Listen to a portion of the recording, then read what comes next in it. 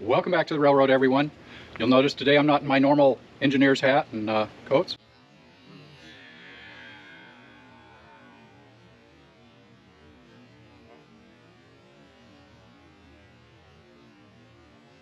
Today we are prepping for the new solar and battery backup install. And as you'll see here, I have the trench already dug. The trench will go from the house down here to these panels. So this backing panel will be where the batteries go. There'll be 4 5 kilowatt batteries, so 20 kilowatts.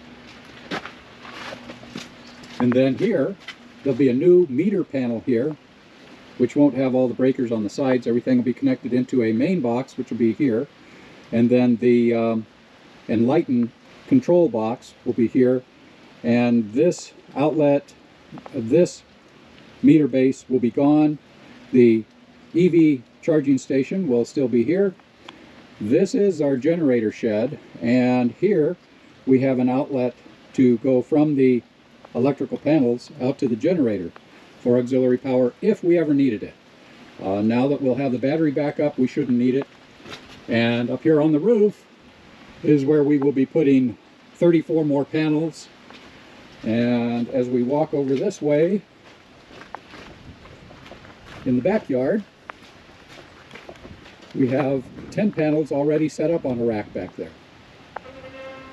The house is 92 feet long, so the panels will run in a 1 row all the way along the top, and then a few extra panels will be down on this end to catch more of the sun.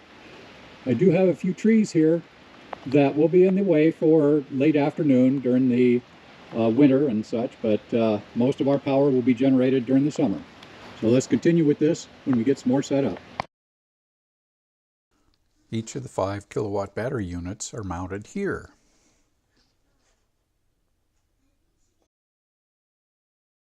Then covered. Over the next few days, the old solar controllers were removed from here. And then the new controllers installed. And just a few days later, the final install was completed. Of course, prior to completion, the 34 new solar panels were installed. And then it was time for my training. I've got 2 cameras running, so. Perfect. Okay, so for starters, we'll start with the utility power coming in to your net meter, labeled as such. Net meter. Then we fly out of the net meter into your system disconnect / emergency disconnect. This will isolate your system and home completely from the grid. Okay. From that, we come over to our end-phase system controller. This is also an automatic transfer switch, and will automatically shut down and reconnect when the grid goes down. Okay. Inside this component, we come in on the right side 200 amp utility breaker. All right. It then goes through the utility system and comes out on the backed up loads 200 amp breaker. Feeds from there to the new sub panel with your generator transfer switch, new surge protector, garage EV. Down here is a feed through bus bar. So these spaces are no longer usable, so I've written do not use. Do not use, We've got the well and a service outlet below the unit. Right. From there, through the feed through lugs, we go to refeed the house with power. Okay. So when I do throw the switch and turn on the generator feed, that will feed the generator back through all of this? Correct. That'll feed all of this. You'll still be surge protected. Everything on the house will be powered up as well. Okay. That will also isolate the solar system from the generator and the home, leaving it able to focus purely all solar energy directly to recharging the batteries. Perfect. Okay. So that's all the utility stuff. Okay. And then inside the system controller, we have an 80 amp breaker here for your IQ batteries. That then feeds over to a small combiner panel. There are 2 40 amp breakers in here for the two packs of batteries. Batteries being on the opposite side. We got the 2 right batteries if you're looking at that side, looking at it. The 2 on the right and the 2 on the left. Cool. Okay. That takes care of all your battery power. Okay. Also inside this unit, there is the 80 amp IQ combiner breaker. That then feeds over to the end phase system controller. inside the system controller, we have a 60 amp breaker. This is the total combined solar output power from the house roof only. Okay. And then additionally a 20 amp breaker that is the total combined power of the previously existing ground mount only. Okay. From the 60 amp breaker, we go over to the house where there's an additional sub panel, combiner panel with a 60 amp breaker to feed from there to here. Okay. 3 20 amp 2-pole breakers for 3 strings of 11, and a single 15 amp breaker for the final single panel by itself. Right. As far as the 20 amp breaker goes, we come from here directly to the left to a disconnect, then we go underground over to the ground mount to a matching disconnect to tie in to pick up those 10 panels. Okay. This switch here is the rapid shutdown. Okay. So if you lose utility, or there's an emergency system here, or emergency response here, the personnel are going to pull the red lever to shut off and disconnect the utility to the home. Right. They'll also switch this rapid shutdown switch, and that will, at the computer level, shut down both the batteries and the solar power, okay, preventing any energy from going into the home whatsoever. Right. We've got your car charger and yes, car charger outlet relocated over to the right, and then the generator inlet power outlet off to the left. Okay.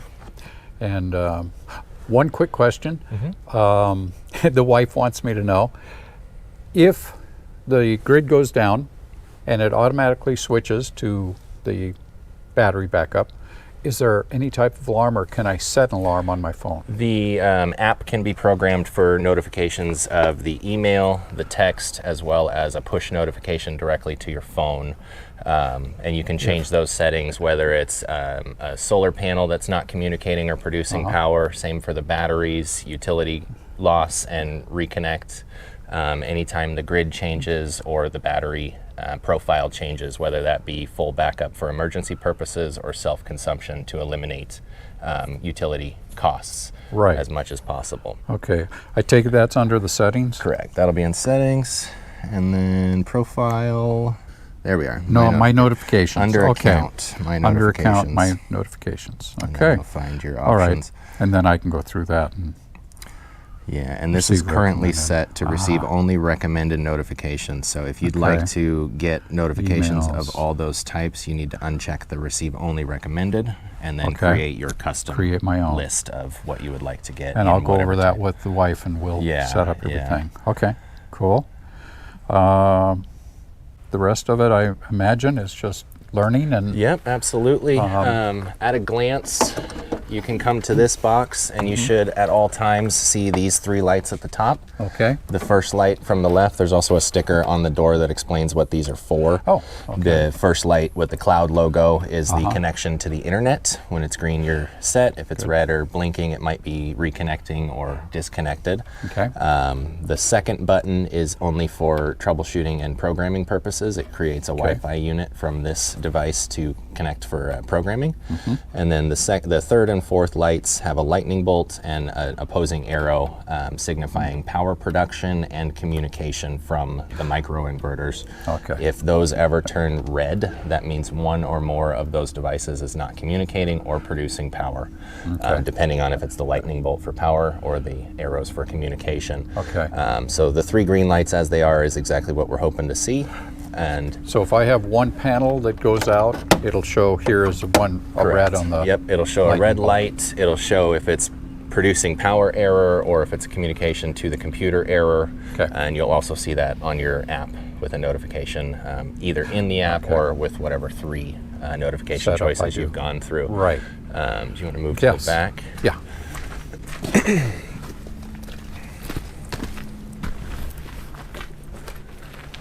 I cut out the blurps. Perfect. So over here we've got the 4 batteries, each having a total of 5 kilowatt hours of storage, 20 amps of output. So you're looking at a 20 kilowatt hour storage battery bank with an 80 amp maximum breaker backup. Currently we're sitting at least between 70 and 100%, signified by the green solid lights. When those lights are pulsating green, the system's charging. When they are pulsating blue, they're discharging. And then if they are solid blue, that means you're somewhere between the 40 and 70% charge range. Of course, you'll have much closer and better detail through the app on your battery percentage, and that's as a whole for all 4 batteries. Yes. So if one drains completely and one's at 100, it'll say 50. So it'll average it out across the 4. It averages everything. Yep, averages out across the 4. Cool. These lights are also a DC disconnect button. So if these ever are in need of service, you'll want to press that button. The light will switch to a red light and shut down. Okay. And that'll save these batteries from draining below their capacity reserve and protect them from any damage before we can get them charged back up or repaired. Okay. That one's... And that one's getting a little trickle charge now. Yeah. Okay. So that seems like that'd be about it. Yeah. Anything else I can probably call later if I have to? Yeah, of course. Okay. Of course. Cool. Almost lost her. I do that all the time. The clips here, a little finicky. There's an instruction sticker here. Pull it forward and then you swing it back. So it kind of swings forward and then locks in. Locks out on the back. So that's the way my camera batteries or camera screens work. So perfect. Yeah, there's also in this breaker section we have the interior 20 amp 2-pole breaker. Okay. This one is your IQ gateway. That one is the computer that monitors and controls the entire system. Okay. And the outside double 40 breaker is your neutral forming transformer. The system needs to be able to generate its own neutral to be able to supply the 120 volt circuits as well as the 240 volt circuits, so it generates its own neutral when that's how it gets by, because I knew the old system had to have 120 volts going to it to be able to produce the power. And this is the same, but with the transfer switch and the batteries, they unlock their programming potential to create their own microgrid and isolate your system from the utility. And that's what we're after from there. Independence. Yep. Yes. Yep, and that's the self-consumption setting for your battery profile is the one that's going to get you where the system chooses to use battery voltage before pulling from the grid, as long as the batteries and the solar can keep up. Okay. If they can't keep up, it'll also pull from the grid and you'll have all 3 sources going all at once. Okay. But if you leave it in the full backup mode as it currently is programmed, it'll just sit at 100% and wait for the next emergency and be ready to go. Okay. And yeah, I guess I've got to read up more on that and figure out just how to really do the best. Personally, it's going to be something that you may decide to just leave alone. If I was to run a system in this setup, I would probably switch it multiple times a year. I would probably in the summer, when you know you're going to get through the night on your batteries, because it's a much shorter dark period, and the sun's going to be back tomorrow most likely since it's better weather. I would go ahead and use self-consumption through the whole summer. Okay. Cut your utility bills as much as you can. It'll also give you the ability to export a little bit more than just focus on charging the batteries. Okay. And then in the winter is when I would probably switch to full backup to make sure that it's always ready. You do also have the option of leaving the Storm Watch or Storm Guard feature programmed on, which is default turned on. Okay. That feature allows the system to receive national weather alert warnings and put itself into full backup mode regardless of what setting it's currently in. Perfect. Once the emergency's notified that it's ended, then it will return to the previous setting automatically and just continue doing what it was doing before. Okay. Yeah, it'll be quite a bit for me to take in. I will do some homework on it and try to figure out what's good. Absolutely. Anything else then? I think that's it. I think that covers all the bases. You know how to work the generator switch and all that stuff, so we're good to go there. Yep. Okay. And yeah, just enjoy it. Aaron, thank you. Appreciate working for you. I appreciate it. Thank you. It's been a pleasure having you here. Appreciate that. Thank you very much. I hope you all enjoyed that. I want to give a special thanks to Solterra of Seattle. Let's go run some trains.